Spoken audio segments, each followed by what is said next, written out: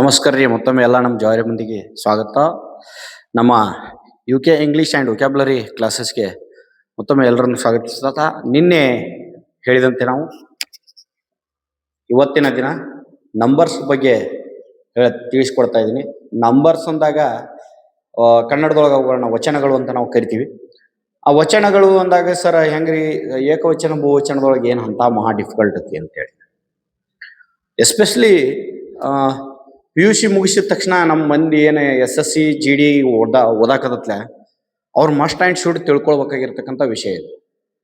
ಹೆಚ್ಚಾಗಿ SSC ಇದೊಳಗೆ ಹೆಂಗದಪ್ಪ ಅಂತಂದ್ರೆ vocabulary stress ಭಾಳ ಕೊಡ್ತಾರ. ವೊಕ್ಯಾಬ್ಲರಿ ಸ್ಟ್ರೆಸ್ ಕೊಡೋದ್ರಿಂದ ಏನು ಕೇಳ್ತಾರಪ್ಪ ಅಂದ್ರೆ ಸಿನಾನಿಮ್ಸ, ಆಂಟೋನಿಮ್ಸ ಆ್ಯಂಡ್ ನಂಬರ್ಸ್ ಹೆಚ್ಚಾಗಿ ಸ್ಟ್ರೆಸ್ ಕೊಡೋದ್ರಿಂದ ಈ ವಿಡಿಯೋ ಪೂರ್ತಿ ಲಾಸ್ಟ್ ಎಂಡ್ ತಕ್ಕ ನೋಡಿದ್ರೆ ತಿಳಿತೈತ್ರಿ. ಯಾಕಂದ್ರೆ ಟೋಟಲಿ 7 ನಿಯಮಗಳನ್ನ, ಮುಖ್ಯವಾದ ನಿಯಮಗಳನ್ನ, 7 ರೂಲ್ಗಳನ್ನ ಇವತ್ತು ಏನು ಮಾಡಾಕತ್ತೀನಿ ನಂಬರ್ಸ್ ಒಳಗೆ ಯಾವ್ಯಾವ ರೂಲ ಹೆಂಗೆ ಅಪ್ಲೈ ಆಕತ್ತೆ ಅನ್ನೋದು ಹೇಳಾಗುತ್ತೆ.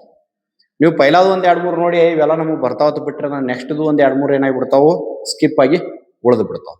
ಸೊ ಅದಕ್ಕೆ ದಯಮಾಡಿ ಕಂಪ್ಲೀಟ್ ಪೂರ ದಂಡಿ ತಕ್ಕ ನೋಡ್ರಿ ವಿಡಿಯೋ. ಯಾಕಪ್ಪ ಅಂತಾರೆ ನಾನು ವಿಡಿಯೋ ಮಾಡಿದ್ದಕ್ಕೂ ಸಾರ್ಥಕ ಆಗಿರ್ಬೇಕು, ನೀವು ನೋಡಿದ್ದಕ್ಕೂ ಸಾರ್ಥಕ ಆಗಿರ್ಬೇಕು. ಸುಮ್ಮನೆ ನಾನು ಮಾಡಿ ಹಾಕೋದು ಇಲ್ಲಪ್ಪ ನಮ್ಮ ಸರ್ ಒಳೊಬ್ರು ಯಾರೋ ಮಾಡಿ ಹಾಕತ್ತರ್ತ ನೀವು ಅದಕ್ಕೆ ಲೈಕ್ ಹೊಡಿದು ಹಂಗೆ ಕಳಿಸೋದು ಆಗಬಾರ್ದು. ಅದು ಉಪಯೋಗ ಆಗಲಿ ಅಂತಕ್ಕಂಥ ಒಂದು ಉದ್ದೇಶದಿಂದ ನಾನು ಇವತ್ತು ನಿಮ್ಮಲ್ಲಿ ಕಳಕಳಿಯಿಂದ ಕೇಳ್ಕೊಳಕತ್ತೀನಿ. ಪೂರ್ತಿ ಎಂಡ್ ತಕ ಕೇಳ್ರಿ. ಅಕಸ್ಮಾತ್ 7 ನಿಯಮ ನಿಮಗೆ ಗೊತ್ತಿದ್ರು ಕೂಡ ಏನಾಕತಿ ಮತ್ತೊಮ್ಮೆ ರಿವಿಷನ್ ಮಾಡ್ದಂಗೆ ಆಕತಿ, ರಿಕ್ಯಾಪ್ ಮಾಡ್ದಂಗೆ ಆಕತಿ, ನೆನಪು ಉಳಿತೈತಿ. ಅದರ ಸಲುವಾಗಿ ದಂಡಿ ತಕ ಕೇಳ್ರಿ. ನಾವು ಸ್ಟಾರ್ಟ್ ಮಾಡೋಣ್ರಿ. ವಚನಗಳು ಅಂದಾಗ ಇಂಗ್ಲಿಷ್ ಒಳಗೆ there are 2 types of numbers. First one is singular, second one is plural. First one is singular and second one is plural. Singular ಅಂದ್ರೆ ಏನು? ಏಕವಚನ. ಪ್ಲೂರಲ್ ಅಂದ್ರೆ ಏನು? ಬಹುವಚನ. ಈ ಸಿಂಗ್ಯುಲರ್ ಅಂದ್ರೆ ಏನ್ರಿ? ಏಕವಚನ.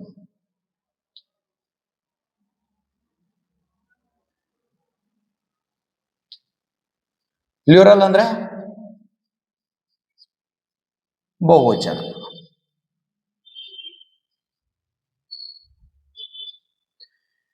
ಈ ಏಕವಚನ ಮತ್ತು ಬಹುವಚನಗಳಲ್ಲಿ ಕೇಳ್ತಕ್ಕಂಥ ಪ್ರಶ್ನೆ ಸಿಂಪಲ್ ರೀ. ಏಕವಚನ ಅಂದ್ರೆ ಏನೋ ಗೊತ್ತು ನಿಮಗೆ, ಕನ್ನಡದಾಗ ಆಲ್ರೆಡಿ ಅಧ್ಯಯನ ಮಾಡಿರಿ. ಸಿಂಗಲ್ ವಸ್ತುವಿನ ಬಗ್ಗೆ ಹೇಳ್ಬೇಕಾದಾಗ, ಸಿಂಗಲ್ ನಾಮಪದವನ್ನು ಹೇಳ್ಬೇಕಾದಾಗ ಏನ್ ಮಾಡ್ತೀರಿ? ಏಕವಚನವನ್ನು ಬಳಸ್ತೀರಿ. 2 ಅಥವಾ 2ಕ್ಕಿಂತ ಹೆಚ್ಚಿನ ವಸ್ತುಗಳನ್ನ ಅಥವಾ 2 ಅಥವಾ 2ಕ್ಕಿಂತ ಹೆಚ್ಚಿನ ನಾಮಪದಗಳ ಬಗ್ಗೆ ಹೇಳ್ಬೇಕಾದಾಗ ಬಹುವಚನವನ್ನ ನಾವು ಬಳಸಿಕೊಳ್ಳುತ್ತೇವೆ. ಸಮಸ್ಯೆ ಏನಪ್ಪಾ ಅಂತಂದ್ರೆ ಏಕವಚನ ಕೊಟ್ಟು ಬಹುವಚನ ಬರಿ ಅಂತ ಹೇಳ್ತಾರ್ರಿ. ಯಾವಾಗೂ ಬಹುವಚನ ಕೊಟ್ಟು ಏಕವಚನ ಬರ್ರಿ ಅಂತ ಇವಾಗ ಹೇಳಂಗಿಲ್ಲ. ಆದ್ರ ಏಕವಚನ ಕೊಟ್ಟ ಬಹುವಚನವನ್ನ ನಾವು ಗುರುತಿಸ್ಬೇಕಾದಾಗ ಸಿಂಪಲ್ ಆಗಿರ್ತಕ್ಕಂಥ 7 ನಿಯಮಗಳನ್ನ ಹೇಳ್ತಾನೆ. ಅವತ್ತು ನೆನಪಿಟ್ಕೊಡ್ರಿ.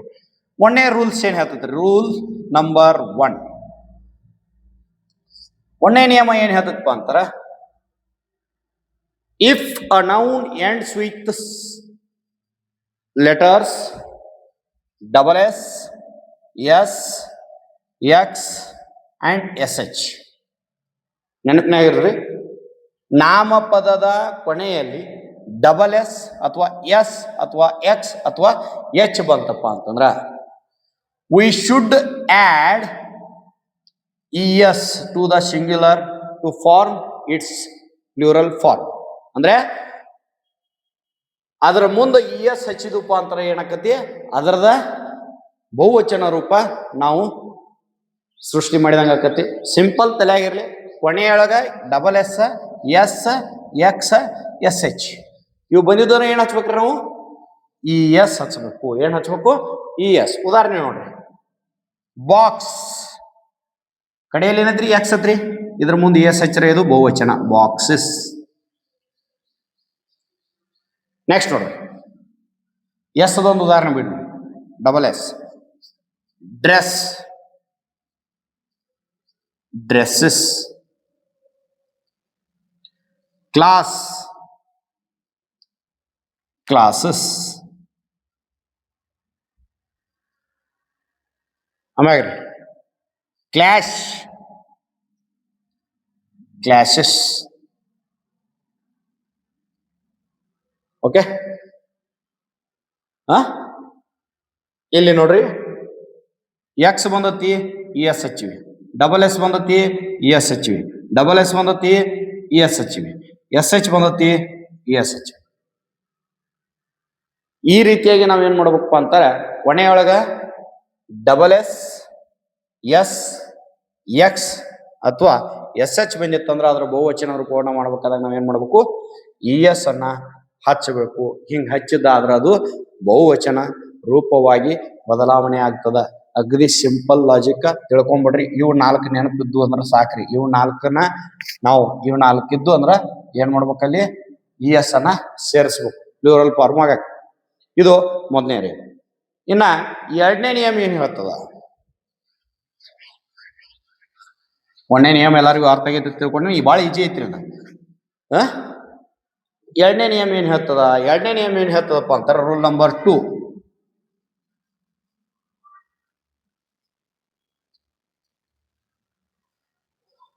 If a noun ends with letter y followed by consonant, ಅಂದ್ರೆ ಕೊನೆಯಲ್ಲಿ ವಾಯ್ ಬಂದು ಅದರ ಜೊತೆಗೆ ಏನ್ ಬಂದಿತ್ತಪ್ಪ ಅಂತಾರ, ಕಾನ್ಸೋನೆಂಟ್ ಬಂದಿತ್ತು ಅಂದ್ರ ರೀ,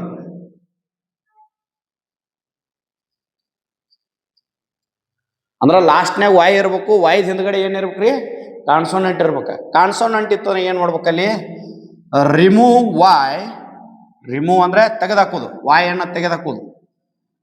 ಆಡ್ ಐ ಇ ಎಸ್, ಏನ್ ಮಾಡ್ಬೇಕ್ರಿ, ವಾಯ್ ತೆಗೆದಾಕಿ ಅದ್ರ ಮುಂದ ಐ ಎಸ್ ಅನ್ನ ಹಾಕಬೇಕು. ತಲೆಯಾಗಿ ಇಟ್ಕೊಳ್ರಿ, ಕೊನೆಯೊಳಗ ವಾಯ್ ಬಂದಿರಬೇಕು, ಅದರ ಹಿಂದ್ಗಡೆ ಕಾನ್ಸೋನೆಂಟ್ ಲೆಟರ್ ಇರಬೇಕು. ಅವಾಗ ಮಾತ್ರ ನಾವೇನ್ ಮಾಡ್ತೀವಿ, ವಾಯ್ ಅನ್ನ ತೆಗಿತೀವಿ, ಐ ಇ ಎಸ್ ಅನ್ನ ಹಚ್ತೀವಿ. ಉದಾಹರಣೆ ನೋಡ್ರಿ, ಲೇಡಿ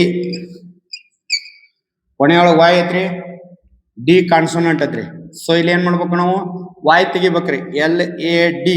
ಓಕೆ, ಮುಂದೆ ಏನ್ ಹಚ್ಬೇಕು, ಐ ಇ ಎಸ್, ಲೇಡೀಸ್. ನೋಡ್ರಿ ಹಂಗ, ಟೆಡ್ಡಿ, ಟೆಡ್ಡೀಸ್, ಬೇಬಿ,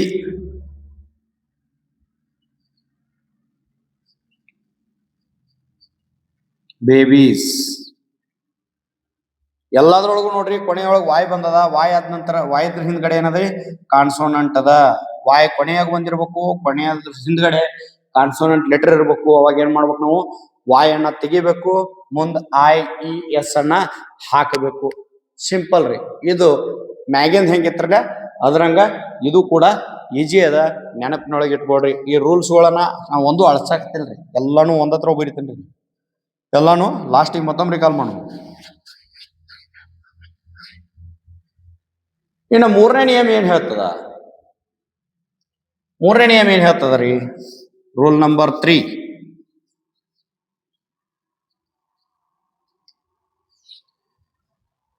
ಕೊನೆಯೊಳಗು ವಾಯ್ ಬಂದು ಫಾಲೋಡ್ ಬೈ ಓವೆಲ್,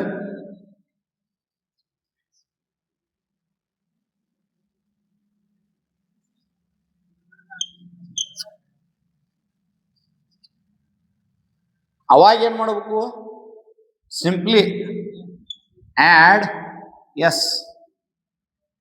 ಇಲ್ಲಿ ಏನ್ ಮಾಡಂಗಿಲ್ರಿ, ವಾಯ್ ತೆಗೆದು ಐ ಎಸ್ ಹಚ್ಚಂಗಿಲ್ಲ, ಕೊನೆಗೆ ವಾಯ್ ಬಂದೈತಿ ಬಾ ಅಂತೇಳಿ. ನಾ ಮೊದ್ಲು ಹೇಳಿ ನೀವು ಮ್ಯಾಗ ಕಾನ್ಸೋನೆಂಟ್ ಅದ್ ಮ್ಯಾಗ ಬರೋದ್ರ ಕೆಳಗೆ ಓವೆಲ್ ಬರ್ಸಾಕತ್ತೀರಿ, ಎರಡು ಕನ್ಫ್ಯೂಸ್ ಆಗ್ಬಾರ್ದು ಅಂತ ಹೇಳಿ. ಕಾನ್ಸೋನೆಂಟ್ ಇತ್ತಂದ್ರ ವಾಯ್ ತೆಗಿತೀರಿ, ಐ ಎಸ್ ಹಚ್ತೀರಿ. ಆದ್ರ ಓವೆಲ್ ಇತ್ತಂದ್ರ ಏನ್ ಮಾಡಂಗಿಲ್ರಿ, ಅಲ್ಲಿ ಏನು ಕಾಗಾಳಿ ಮಾಡಂಗಿಲ್ಲ, ಮುಂದೆ ಎಸ್ ಮಾತ್ರ ಹಚ್ಬೇಕು. ಉದಾಹರಣೆ ನೋಡ್ರಿ, boy, boys, toy, toys, way, ways, lay, lays. Simple ಐತಿಲ್ರಿ. ಇಲ್ಲಿ ನೋಡ್ರಿ, ಕೊನೆಯಲ್ಲಿ ವಾಯ್ ಅದ, ವಾಯ್ದ ಹಿಂದ್ಗಡೆ ಏನೈತ್ರಿ, ಓವೆಲ್ ಲೆಟರ್ ಅದ ರೀ, ಕಾನ್ಸೋನೆಂಟ್ ಇಲ್ಲಿ ಓವೆಲ್ ಲೆಟರ್ ಅದ. ಓವೆಲ್ ಲೆಟರ್ ಇತ್ತಪ್ಪ ಅಂತ ಅವಾಗ ಏನ್ ಮಾಡ್ಬೇಕು, ಸಿಂಪ್ಲಿ ಮುಂದೆ ಎಸ್ ಮಾತ್ರ ಹಚ್ಬೇಕು. ಎಸ್ ಹಚ್ಚಿರಪ್ಪ ಅಂದ್ರ ದಗದ ಬಗೆ ಹರಿತ್ರಿ, ಅಲ್ಲಿ ಬಹುವಚನ ಆಗ್ತದ. 3 ರೂಲ್ ಅದ್ರಿ. ನಾಲ್ಕನೇ ನಿಯಮ ನೋಡೋಣ. ನಾಲ್ಕನೇ ನಿಯಮ ಏನು ಹೇಳ್ತದಂತೆ. Rule number 4. ರೂಲ್ ನಂಬರ್ 4 ಏನು ಹೇಳ್ತದ? Rule number 4. ರೂಲ್ ನಂಬರ್ 4 ಏನ್ ಹೇಳ್ತದಪ್ಪ ಅಂತಾರ, if a noun ends with f or f e, f or f e ಅಂದ್ರೆ ಕೊನೆಯೊಳಗ ಎಫ್ ಅಥವಾ ಎಫ್ ಇ ಬಂದಿತ್ತಂದ್ರ ಏನ್ ಮಾಡ್ಬೇಕು? Remove them. ರಿಮೂವ್ ದೆಮ್ ಅಂದ್ರ ಎಫ್ ಇದ್ರೆ ಎಫ್ ತೆಗಿಬೇಕು, ಎಫ್ ಇ ಇದ್ರೆ ಎಫ್ ಇ ತೆಗಿಬೇಕ್ರಿ. ಏನ್ ಹಚ್ಬೇಕಪ್ಪ ಅಂತಾರ, ಆಡ್ ವಿ ಇ ಎಸ್. ಏನ್ ಹಚ್ಬೇಕ್ರಿ? ವಿ ಇ ಎಸ್ ಅನ್ನ ಹಾಕ್ಬೇಕು. ವಿ ಇ ಎಸ್ ಅನ್ನ ಹಾಕಿದ್ರಪ್ಪ ಅಂತಾರ ಅದೇನಾಕತ್ರಿ? ಏಕವಚನ ಇದ್ದಿದ್ದ ಬಹುವಚನ ಆಕತಿ. ಹೆಂಗ ಅನ್ನೋದು ನೋಡೋಣ್ರಿ. KNIFE knife. ನಮ್ ರೂಲ್ಸ್ ಏನ್ ಹೇಳ್ತತ್ರಿ? ಎಫ್ ಇ ತೆಗಿರತ್ ಹೇಳ್ತತ್ರಿ. KNI ಬರದ್ರಿ. ಏನ್ ಹಚ್ಚತ್ತೆ ಹೇಳ್ತದ್ರಿ? V S knives. ಓಕೆ, ಹಂಗಾರಿ WIFE wife, wives. LIFE life, lives. Okay, ಈ ರೀತಿಯಾಗಿ ನಾವು ಏನ್ ಮಾಡ್ತೀವಿ? ಇವುಗಳನ್ನ ಬಳಸ್ತೀವಿ. ತಲೆಯಾಗಿಲ್ರಿ. ಎಫ್ ಮತ್ತು ಎಫ್ ಇ ಬರ್ತಂದ್ರೆ ಇವು ಎರಡನ್ನು ತೆಗೆದ್ರಿ. ಏನಾಕೋದು? ವಿ ಇ ಎಸ್ ಅನ್ನ ನಾವು ಹಾಕಬೇಕು. ಅದನ್ನ ಹಾಕಿದಪ್ಪ ಅಂತಾರೆ ಏನಾಕತಿ?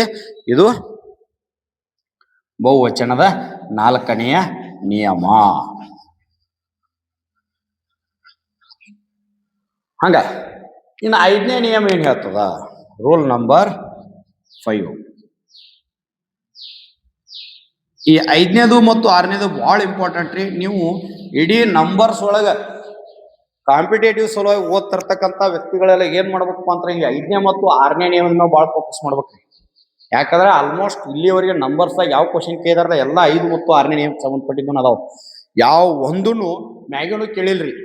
ಯಾಕಂದ್ರೆ ಇವತ್ತಿನ ಚಿಲ್ಲರ್ ಎಲ್ಲರೂ ನೆನಪಿಟ್ಕೊಳ್ತಾರ್ತಕ್ಕಂಥದ್ದು ಅವ್ರ ತಲೆ ಆಗುತ್ತೆ. ಅದಕ್ಕೆ ಇಲ್ಲಿ ಏನಂತಂದ್ರೆ ಒಂದು ಸಮಸ್ಯೆ ಐತ್ರಿ. ಏನ್ ಸಮಸ್ಯೆ ಐತಿ?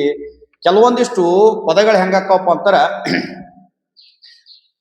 ಅವತ್ತು ಪ್ಲೂರಲ್ ಆಗಿ ಉಪಯೋಗ ಮಾಡಕ್ ಬರಂಗಿಲ್ಲ.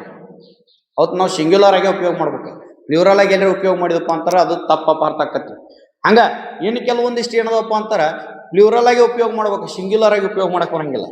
ಅದಕ್ಕೆ 5ನೇ ನಿಯಮ ಏನ್ ಹೇಳ್ತದಪ್ಪ ಅಂತಾರ, some words are always used in plural forms only. Plural forms only.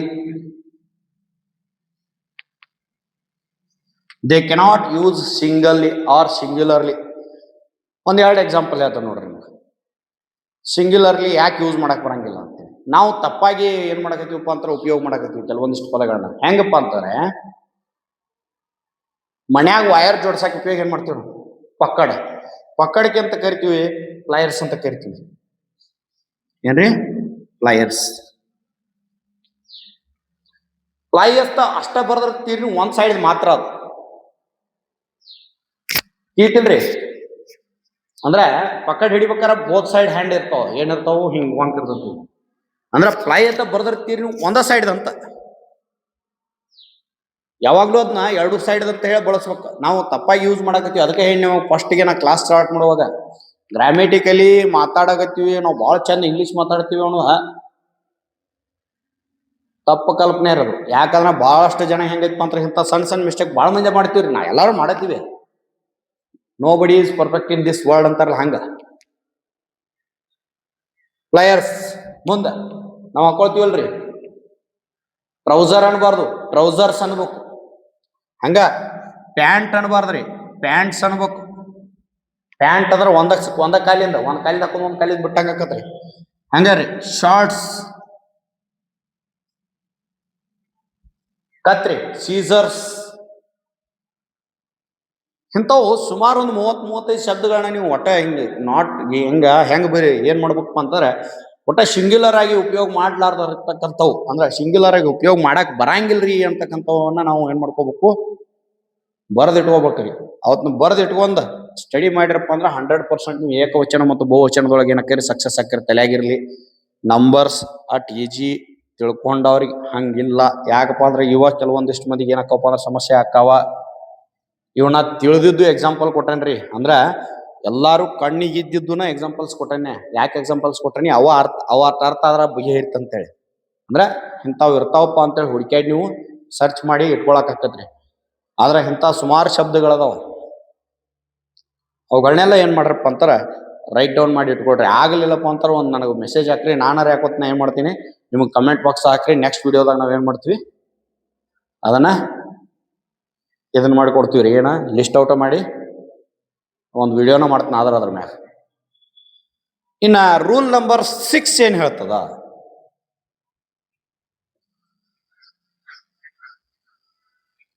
Rule number 6 ಏನ್ ಹೇಳ್ತದ? ರೂಲ್ ನಂಬರ್ 6 ಏನ್ ಹೇಳ್ತದಪ್ಪ ಅಂತಂದ್ರೆ, ಇನ್ನು ಕೆಲವೊಂದಿಷ್ಟು ಆಲ್ರೆಡಿ ಏನದವಪ್ಪ ಅಂತಾರ ಸಿಂಗ್ಯುಲರ್ ವರ್ಡ್ದಾಗ ಇರ್ತಾವ, ಬಹುವಚನಾಗಿ ಉಪಯೋಗ ಮಾಡಕ್ ಬರಂಗಿಲ್ಲ. Rule number 6, some of words always used in singular.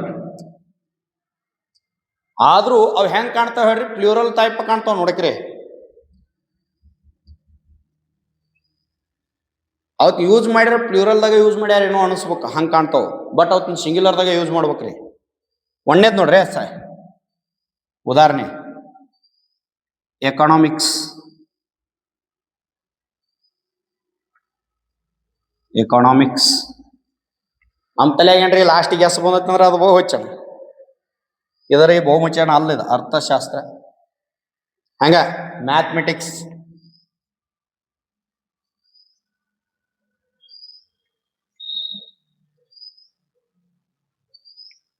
ಹಂಗ ನಾಲೆಜ್,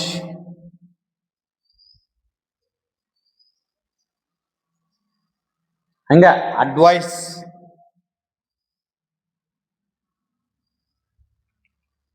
ಇವೆಲ್ಲ ಸಿಂಗ್ಯುಲರ್ದಾಗ ಯೂಸ್ ಮಾಡ್ಬೇಕ್ರಿ ನಾವು. ಇವುಗಳನ್ನ ಬಹುವಚನ ಅನ್ನಕ್ಕೆ ಬರಂಗಿಲ್ಲ. ಯಾಕಂದ್ರೆ ಇವು ಯಾವಾಗೂ ಸಿಂಗ್ಯುಲರ್ ಫಾರ್ಮ್ದಾಗ ಯೂಸ್ ಆಕ್ಕವ, ಬಹುವಚನ ಅನ್ಲಿಕ್ಕೆ ಬರಂಗಿಲ್ಲ. ಹಂಗಾಗಿ ಕೆಲವೊಂದಿಷ್ಟು ನಾಮಪದಗಳನ್ನು ಕೂಡ ನಾವು ಏನ್ ಮಾಡ್ತೀವಿ, ಸೇಮ್ ಆಸ್ ಇಟ್ ಈಸ್ ಸಿಂಗ್ಯುಲರ್ದಾಗ ಹೆಂಗೈತ್ಲೆ ಹಂಗ ಬಹುವಚನದಾಗ ಬಳಸ್ತೀವಿ. ಯಾಕಪ್ಪ ಅಂತಾರ ಅವು ಆಲ್ರೆಡಿ ಬಹುವಚನದಾಗ ಇರ್ತಾವ. ಅವುಗಳನ್ನು ಕೂಡ ಲಿಸ್ಟ್ ಔಟ್ ಮಾಡಿ ಇಟ್ಕೊಳ್ರಿ. ಇವು ಎರಡು ಏನದವ್ರಲ್ಲೇ ಮೇನ್ ಇಂಪಾರ್ಟೆಂಟ್ ರೀ. ಇವು ಎರಡನ್ನ ಮಾತ್ರ ನೀವು ಲಿಸ್ಟ್ ಔಟ್ ಮಾಡಿ ಇಟ್ಕೊಂಡ್ರೆ ಸಾಕು. ಇವು ಉಳ್ಕಿದ್ದು ಏನಂತೀರಿ, ರೂಲ್ಸ್ ಪ್ರಕಾರ ಹಚ್ಕೊಳ್ತೀರಿ, ಮಾಡ್ತೀರಿ. ಇವೆರಡನ್ನ ನೆನಪಿಟ್ಕೊಳ್ರಿ. ಮುಂದ ಲಾಸ್ಟ್ ರೂಲ್. ಲಾಸ್ಟ್ ರೂಲ್ ಏನಂದ್ರ ಕಾಮನ್ ರೂಲ್ ಇರೋದು. ಏನ್ common rule?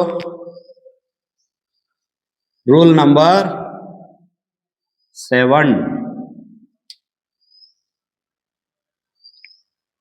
Apart from above rules, apart from above rules,